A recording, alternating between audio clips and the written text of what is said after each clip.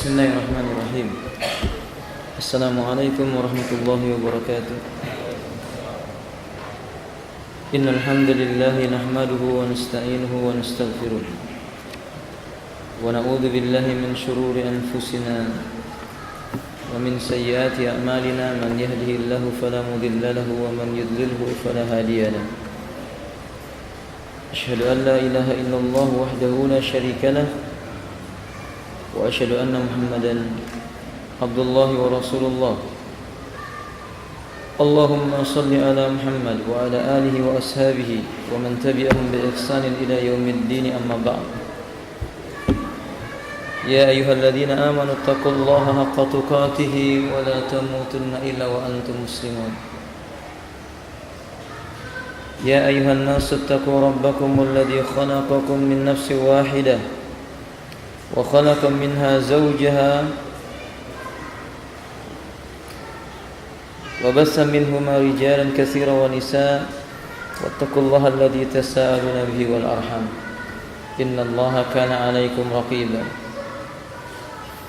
يا أيها الذين آمنوا اتقوا الله وقولوا قولا سديدا يصلح لكم أعمالكم ويغفر لكم ذنوبكم ومن يطع الله ورسوله فقد فاز فوزا عظيما.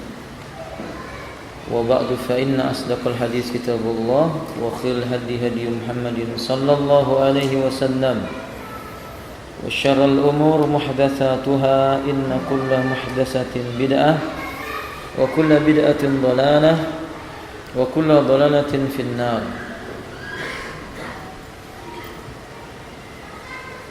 Dari kitab Mawsu'ah Al-Adab Al-Islamiyah, Adabul Jum'ah, Al-Adabus Salis wa Salasun,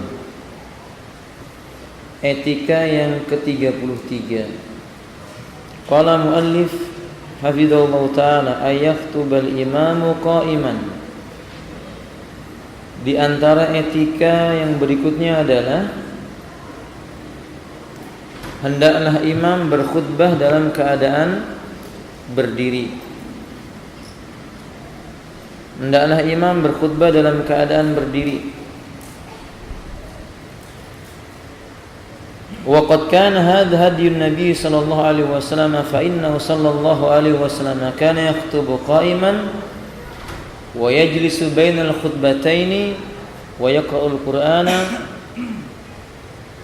wa yudzakkirun nasa. Yang demikian ini mengikuti petunjuknya Nabi sallallahu alaihi wasallam,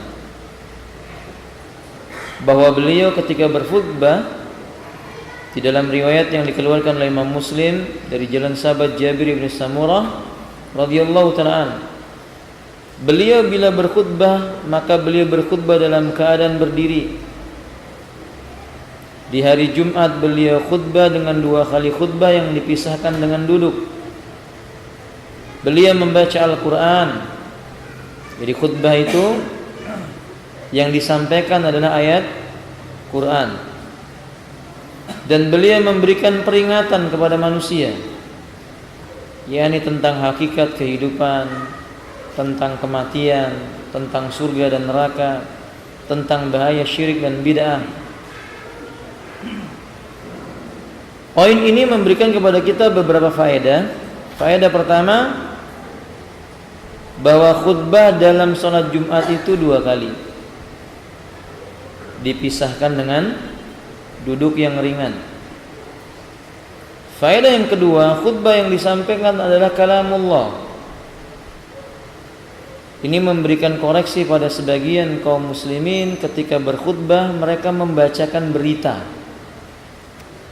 bukan Al-Quran yang ia sampaikan, bukan sunnah Nabi SAW yang ia dakwahkan. Terkadang mereka membaca berita yang sebenarnya mungkin tidak mendatangkan manfaat bagi para jamaah, hanya membuang masa.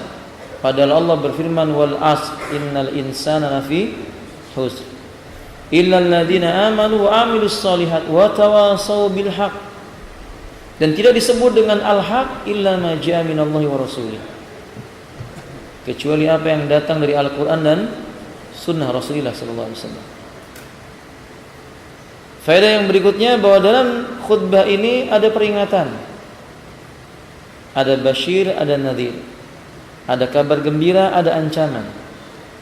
Demikianlah khutbah Rasulullah SAW, berarti beliau berkhutbah dalam keadaan tidak membosankan. Tidak jarang khutbah Nabi SAW itu menggetarkan hati, meneteskan air mata.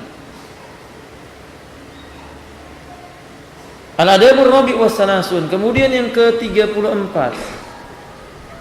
ayaktuba khutbatain. Sudah kita sebutkan tadi.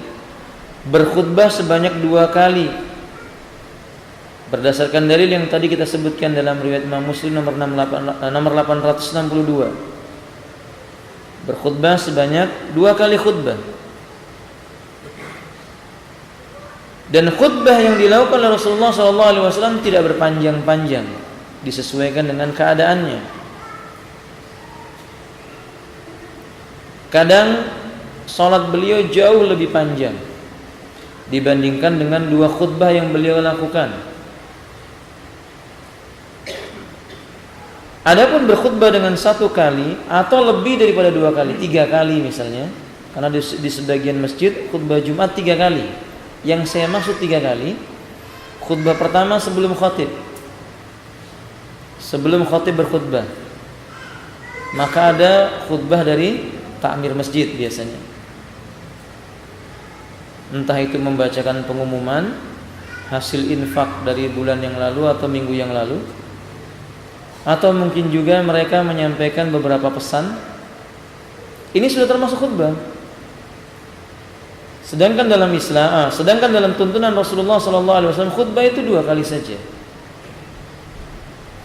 Hendaknya setiap takmir masjid memperhatikan hal ini, mengubah cara memberikan pengumuman tidak lagi dengan cara seperti itu, tapi dia merubah dengan bentuk selebaran atau di papan pengumuman agar setiap kaum muslimin yang ingin tahu informasi tentang kotak infak dia bisa baca. Dan itu lebih jauh dari sikap riya dan sum'ah,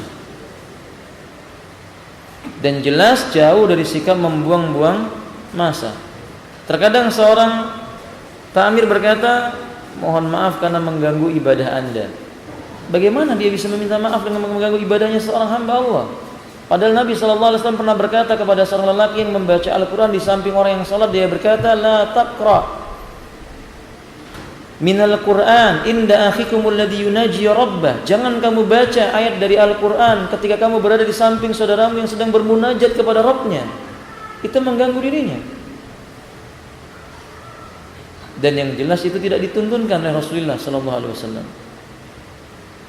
Sekali lagi khutbah yang dilakukan cuma 2 kali, dan itu hanya dilakukan oleh apa? Khatib.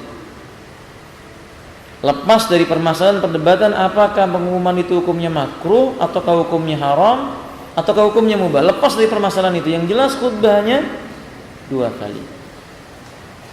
Dipisahkan dengan duduk di antara 2 khutbah.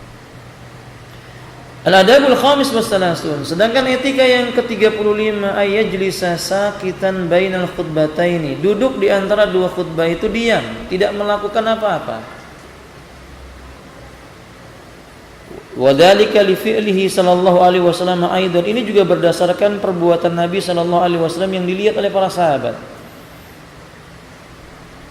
Kana yajlisu idza sa'adal mimbar hatta yafrugha al-muadzin, summa yaqumu fayakhutub, summa yajlisu fala yatakallam, summa yaqumu fayakhutub. Adalah Nabi sallallahu alaihi wasallam bila beliau sudah naik ke atas mimbar sampai selesai muadzin selesai mengumandangkan adzannya, beliau berdiri berkhutbah. Lalu beliau duduk tidak berkata-kata, tidak berbicara. Kemudian beliau berdiri lagi dan berkhutbah kembali. Wallahu ta'ala alam bisawab. Kemudian as-sadis wassalasun, yang ke-36, makmum berpindah tempat bila dia menjumpai dirinya dalam kondisi nu'as, antuk. Tahawalul ma'mum an makani idana isa fihi asna al khutbah. Ketika khutbah dikumandangkan, kemudian makmum dalam kondisi mengantuk mendengarkan khutbah, dia boleh berpindah dari tempat duduknya itu ke tempat yang lainnya. Seolah beliau memberikan isyarat tidak sepantasnya makmum atau makhtub tidur di saat khutbah dikumandangkan, khutbah disampaikan. Yani idza ghalaba an-naum asna'al khutbah, di saat posisinya mendengar khutbah itu sangat mengantuk, dia boleh pindah tempat. Dia pindah ke tempat yang lainnya. Berdasarkan ucapan Nabi sallallahu alaihi wasallam, idza na'isa ahadukum yaumal jumu'ah. Bila salah seorang di antara kalian dalam kondisi mengantuk di saat menghadiri salat Jumat, falyatahawwal ila maq'adi sahibi, pindah, tukar tempat duduk dengan tempat duduk temannya. Wal yatahawwal sahibuhu ila maq'adi, dia pindah ke tempat duduk temannya, temannya pindah ke tempat duduk dirinya. Artinya dia bergeser ke belakang, mungkin ke depan, ke samping kanan ataupun ke kiri. Riwayat ini dikeluarkan oleh Imam Al-Baihaqi dari jalan sahabat Samurah bin Jundab dan terdapat dalam kitab Shahihul Jami' nomor 812. Wallahu a'lam bishawab. Tapi tidak memberi isyarat. Kalau dia memberi isyarat dengan temannya, seperti dia memberi isyarat agar diam atau menyuruh temannya berpindah, ini masuk dalam kategori lagha. Maka hendaklah dia bergeser, jika temannya bergeser dia pun menempati tempat duduk itu. Wallahu a'lam bishawab. Yang ke-37, as-sabi was-salasun ayyabda'al khatib bi khutbatil hajah. Ini penting. Selayaknya seorang khatib memulai khutbahnya dengan khutbatul hajah. Beliau menyebutkan wa dzalika kama kana yaf'alun nabi. Yang demikian itu karena Nabi selalu melakukan khutbahnya dengan khutbah hajah, mengawali khutbah Jumatnya dengan khutbah hajah. Fa inna 'allama ashabahu khutbatul hajah, dan beliau juga mengajarkan kepada sahabat-sahabatnya khutbah hajah. Beliau membuka khutbahnya dengan khutbah innal hamdalillah nahmaduhu wa nasta'inuhu wa nastaghfiruhu wa nastahdi, wa fi riwayah wa na'udzu billahi min syururi anfusina wa sayyiati a'malina, man yahdihillahu fala mudhillalah wa man yudlilhu fala hadiyalah. Asyhadu an la ilaha illallah wa asyhadu anna Muhammadan abduhu wa rasuluh.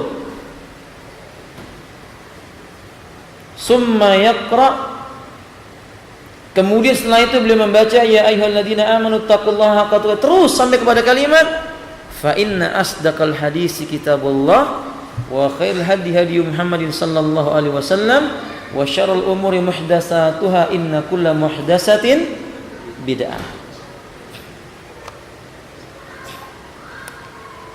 Khutbah ini banyak ditinggalkan oleh kaum muslimin. Lalu mereka membuat variasi khutbah mereka sendiri. Memang tidak dilarang selama khutbah itu berisi tentang hamdalah, pujian kepada Allah, permohonan ampunan, syahadatain, kemudian salawat atas Nabi, peringatan tentang takwa kepada manusia, sah khutbahnya. Akan tetapi kita berkata laqad kana lakum fi rasulillahi uswatun hasanah. Sebagaimana Allah berfirman, sungguh bagi kalian pada diri Rasulullah ada suri tauladan yang baik. Dan Allah Subhanahu wa taala mengatakan wa ma atakumur rasulu fakhudhuhu, apa yang datang kepada kalian dari Rasul maka ambillah dia. Meniru yang datang dari Nabi itu jauh lebih utama, jauh lebih baik. Dan khutbah hajah ini khawatir rahimanillah selalu Nabi lakukan. Makanya para ulama pun menulis kitab-kitab mereka diawali dengan apa? Khutbah hajah ini. Adapun kalimat fa inna asdaqal hadis kitabullah wa khairul hadi hadi Muhammadin sallallahu sampai kepada kalimat kullu bid'atin dhalalah dan seterusnya, ini merupakan peringatan yang tegas tentang bahayanya manusia menyelisih syariatnya Rasulullah sallallahu alaihi wasallam. Dan itu seperti pedang terhunus bagi pelaku-pelaku bid'ah. Kemudian al-adabus samin wasalasun, etika yang ke-38 ayyar fa'al imam sautahu bil khutbah. Ini juga penting. Imam hendaklah mengangkat suaranya ketika berkhutbah. Perhatikan di sini beliau berkata ayyarfa'ul imam sautahu bil khutbah. Ini mengisyaratkan khatib itu yang menjadi imam. Imamlah yang berkhutbah. Di sebagian masjid imam dan khatib dipisah. Dan itu tidak terjadi di zaman Nabi, tidak terjadi di zaman para khulafaur rasyidun, tidak terjadi di zamannya para imam yang 4, tidak disebutkan dalam kitab-kitab fikih para mazhab, kitab-kitab fikih mazhab yang masyhur tidak disebutkan. Tapi di zaman kita ini terjadi. Biasa khatib sendiri, makmum sendiri. Wallahu a'lam, mungkin karena khatibnya bacaannya kurang bagus. Atau mungkin imamnya nggak berani khutbah. Atau mungkin karena itu keinginan takmir masjid. Yang jelas itu tidak sunnah. Yang sunnah yang menjadi khatib yang menjadi imam, dan itu haknya. Sampai Imam Ahmad menyebutkan wal imamu wal khutbatu haqqul imam. Khutbah itu haknya imam. Wa kadzalika ya ummun nasu yaumal jumu'ah fil jamaah al khatib, yang mengimami jamaah salat Jumat khatib. Khutbah haknya imam. Sehingga ketika seseorang itu mengimami, dia mengimami selain daripada khatib, dia hendaklah meminta izin kepada sang khatib. Atau sebaliknya, orang yang berkhutbah itu meminta izin kepada sang imam. Dan selayaknya dia melakukan dua perkara ini, berkhutbah dan mengimami. Ini satu paket, Pak, dalam ibadah. Sama dengan ini, sama dengan salat Id. Salat Id itu yang mengimami, dia yang berkhutbah. Tapi di negeri kita juga sudah mulai bergeser. Khatib dan salat Idnya, imamnya berbeda. Imamnya berbeda, khatibnya berbeda. Seolah-olah ini perkara yang biasa saja. Padahal Allah Subhanahu wa taala berfirman, "Falyahdharil ladzina yukhalifuna an amrihi an tusibahum fitnatun aw yusibahum adzabun alim." Hendaklah merasa khawatir, takut orang-orang yang menyelisih perkaranya Rasulullah sallallahu alaihi wasallam kalau ditimpakan kepada mereka fitnah atau adab yang pedih. Apa yang dimaksud dengan fitnah di sana kata Imam Ahmad? Yang dimaksud dengan fitnah di sana yang pertama adalah asyirk, yang kedua adalah at-tafarruq, perpecahan, yang ketiga adalah al-qatl, pembunuhan atau peperangan. Bisa jadi terjadi perpecahan, pecah hati seorang khatib dengan apa? Imam. Dan sungguh Allah tidak berkata kecuali dengan kebenaran. Wallahu a'lam bishawab. Fa inna dzalika ablagu fi isma'in nas, karena mengangkat suara tinggi dan keras ini bisa menyampaikan perkaranya yang dia inginkan kepada seluruh manusia yang hadir di dalamnya. Dan lebih daripada itu, tardun nu'as, suara yang lantang itu bisa menghilangkan rasa kantuk. Rasulullah sallallahu alaihi wasallam kana idza khataba ihmarat ainahu, bila beliau berkhutbah dua mata beliau itu memerah. Karena tingginya suaranya, wa'ala sautahu, suaranya meninggi, wastadda ghadbu, seperti seorang pemimpin yang keras, lantang. Wastadda ghadbu, yakni kemarahannya yakni meninggi. Maksudnya lantang suaranya itu, kan naumun dirujai, seperti komandan perang yang berkata, yaqul, musuhmu dari sini, musuhmu dari situ, awas ada musuh. Ikhwan, enggak ada komandan perang itu ketika memerintahkan pemimpinnya dengan suara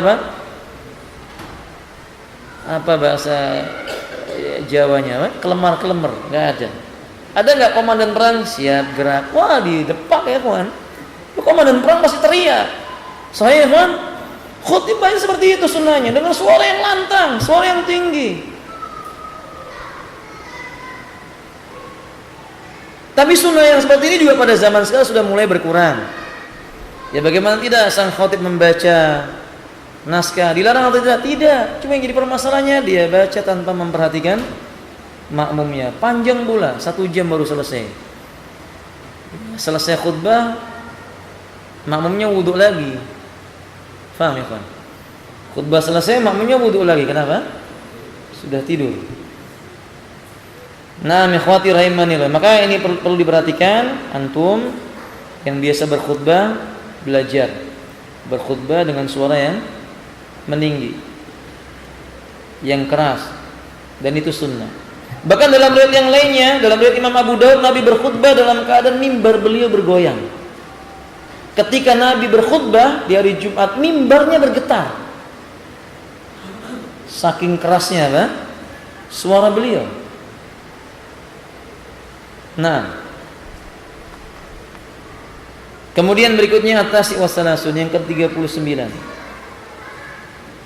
Antakunal khutbah bil lughatil arabiyyah. Antakunal khutbah bil lughatil arabiyyah. Usahakan khutbah itu jangan hilang dari nilai-nilai bahasa Arabnya. Karena ada orang yang berkhutbah dari awal sampai akhir enggak ada bahasa Arabnya, kecuali alhamdulillahirabbil alamin wassalatu wassalamu ala nabiyina Muhammadin wa ala alihi washabihi ajmain. Habis itu bahasa Indonesia semua. Qur'annya dibaca terjemahnya, hadisnya dibaca terjemahnya. Ikhwan, Al-Qur'an itu bukan terjemahnya. Quran itu ayat yang berbunyi alif lam mim dzalikal kitabu la raib fihi hudal. Ini Al-Qur'an. Quran diturunkan oleh Allah bilughatil arabiyyil mubin, dengan bahasa Arab yang nyata dan gamblang. Nabi SAW berbahasa dengan bahasa Arab. Sampai sebagian para ulama Adh-Dhahiriyah berpendapat khutbah dengan selain bahasa Arab menurut pendapat Daud Adh-Dhahiri tidak sah. Tapi tentu ini pendapat yang marjuh, yang tidak kuat.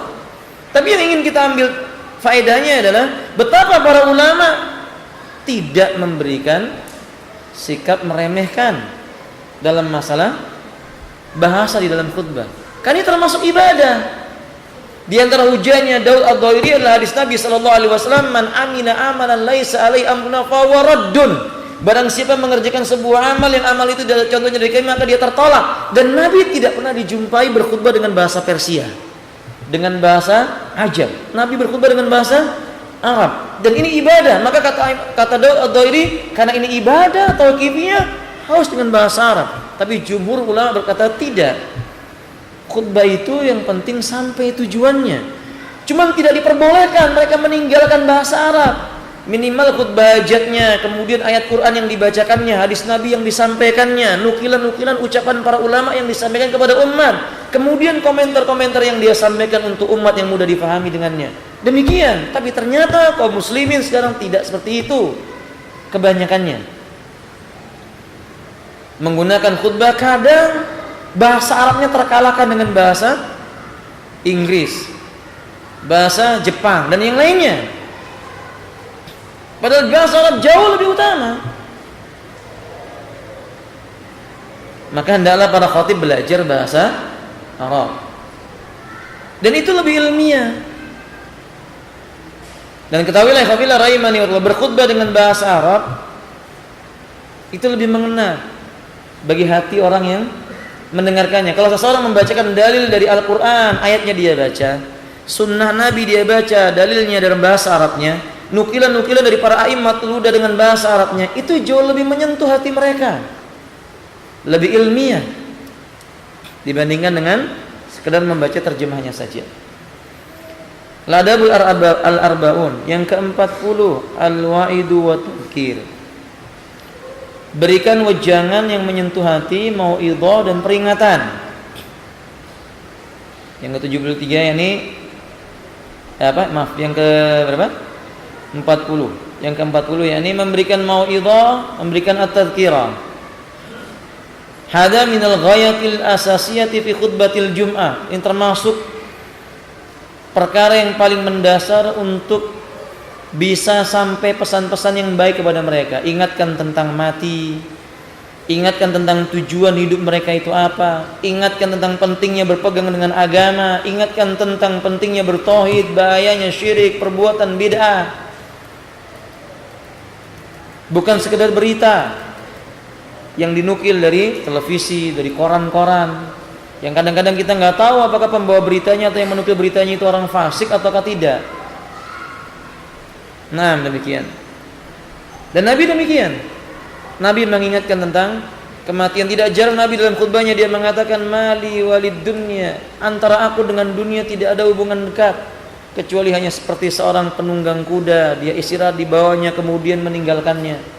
Tidak jarang Nabi SAW menyebutkan, ad-dunya mal'una wa mal'unun ma fiha. dunia terlaknat pula apa yang ada di dalamnya. Nabi ingatkan. Sering Nabi mengingatkan demikian. Maka sebab itu para khatib hendaklah ini dicamkan. Ingatkan kaum muslimin.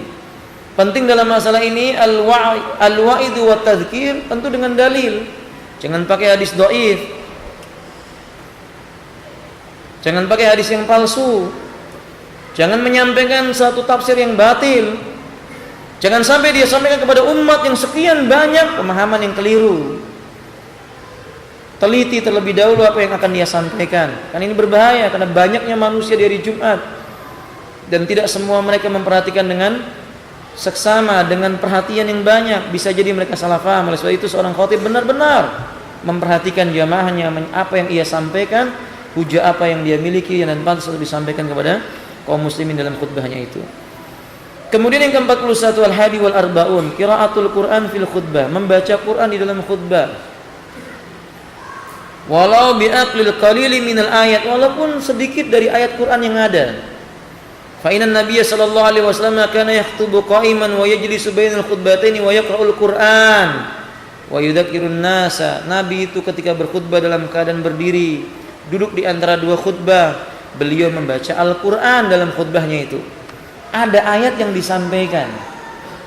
Jadi nggak boleh khutbah itu kosong dari ayat Al-Quran, tidak boleh. Harus ada dalil dari Al-Quran yang dia sampaikan. Setidak-tidaknya dia membacakan firman Allah Ta'ala yang di awal khutbatul hajjahnya itu, ya ayyuhalladzina amanu taqullaha haqqa tuqati wa la tamutunna illa wa antum muslimun, dan ayat-ayat yang lain. Dan berkhutbah dengan membacakan banyak ayat dan hadis jauh lebih baik dibandingkan dengan menyampaikan menurut apa yang menjadi pendapatnya. Bukankah para sahabat mereka menghafal surat Al-Waqiah karena Nabi sering membaca di dalam khutbah Jumatnya. Dalam keadaan khutbah beliau baca surat Al-Waqiah sehingga sampai para sahabat hafal. Nah, berarti disyariatkan demikian membaca Quran di dalam khutbahnya itu. Kemudian yang ke-42 al-iksaru min qiraati surah Qaf, memperbanyak surat Qaf. Sampai sahabat pun juga hafal surat Qaf. Salah seorang sahabat yang bernama Taqulu bintu Harisah ibnu Nu'man, putri daripada Harisah bin Nu'man, mengatakan ma hafatu Qaf, aku tidak menghafal surat Qaf melainkan illa min fi Rasulillah sallallahu alaihi wasallam yaktubu biha kulla Jum'ah, di mana melainkan dari lisan atau mulut Rasulullah sallallahu alaihi wasallam yang beliau bacakan surat Qaf itu di setiap kali khutbah Jumat. Subhanallah, hafalnya para sahabat karena Nabi sering baca surat Qaf ini.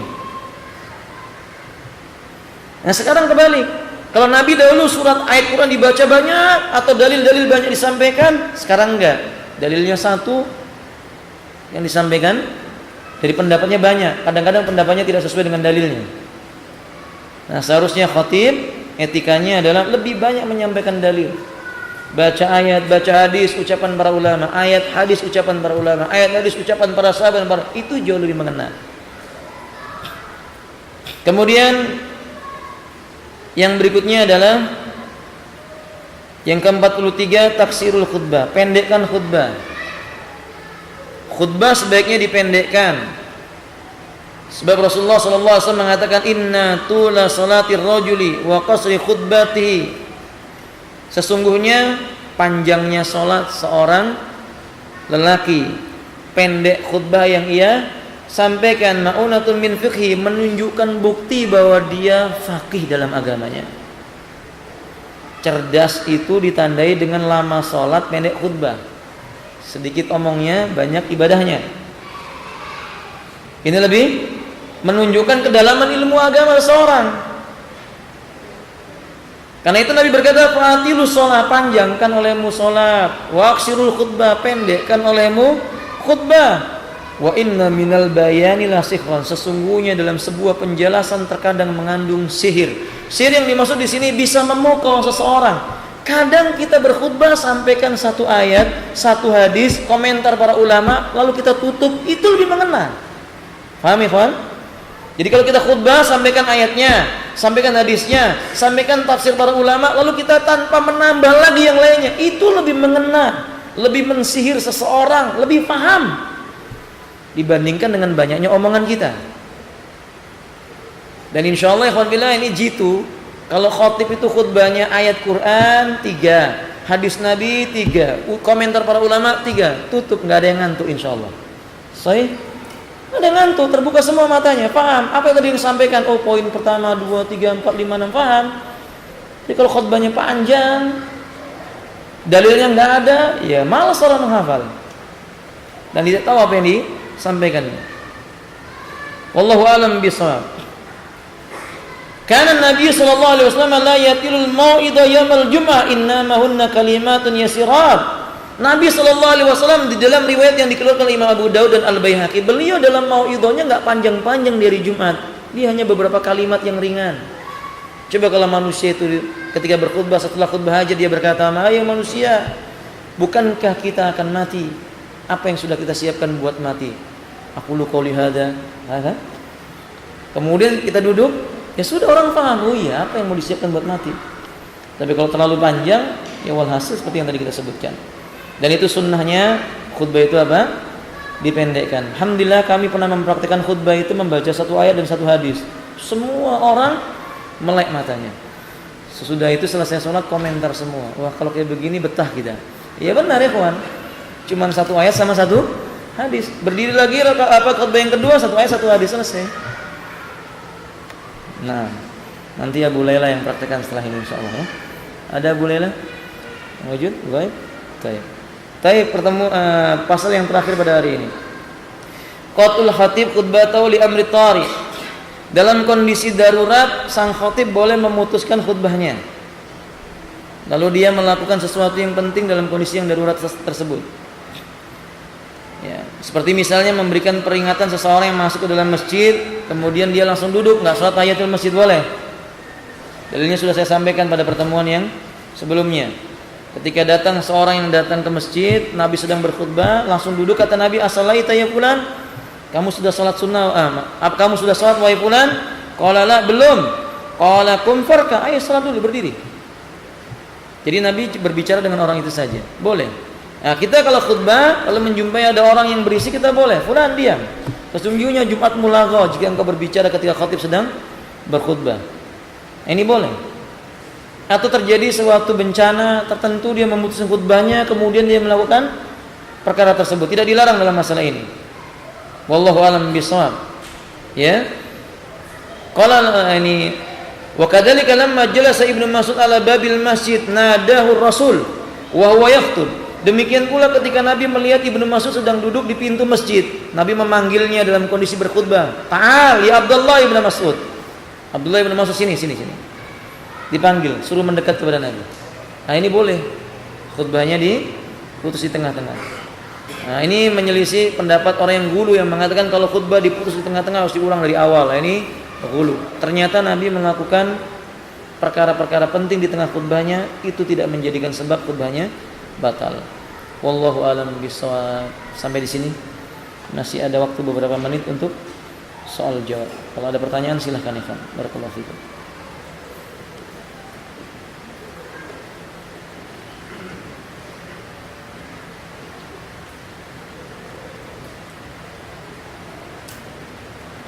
Ya. Ini khutbah kita setiap kali kita mau merayakan Idul Fitri atau Idul Adha itu kan ada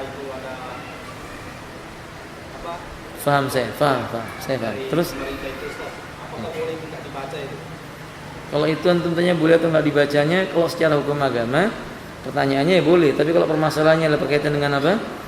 Antum nanti bakal dibeginikan atau dibegitukan, ya antum tanya sama yang memimpin negeri ini. Antum tanya sama yang memimpin negeri ini, "Pak, ini kalau nggak dibaca boleh nggak?" Begitu. Tanya sama beliau, ya. Tapi kalau pertanyaan secara hukum agama apakah itu boleh tidak dibaca? Kalau secara hukum agama ya boleh. Atau cukup itu khutbahnya.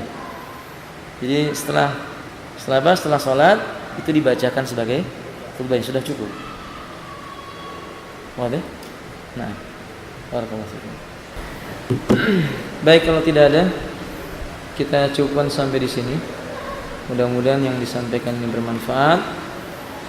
Adapun yang lainnya tentang etika Jumat antum baca sendiri, sehingga pada pertemuan Jumat yang akan datang kita akan bahas adabul janaiz, etika dalam masalah jenazah. Semoga bermanfaat. Akhiru da'wana alhamdulillahirabbil alamin. Subhanakallahumma bihamdik asyhadu an la ilaha illa anta astaghfiruka wa atubu ilaik. Assalamualaikum warahmatullahi wabarakatuh.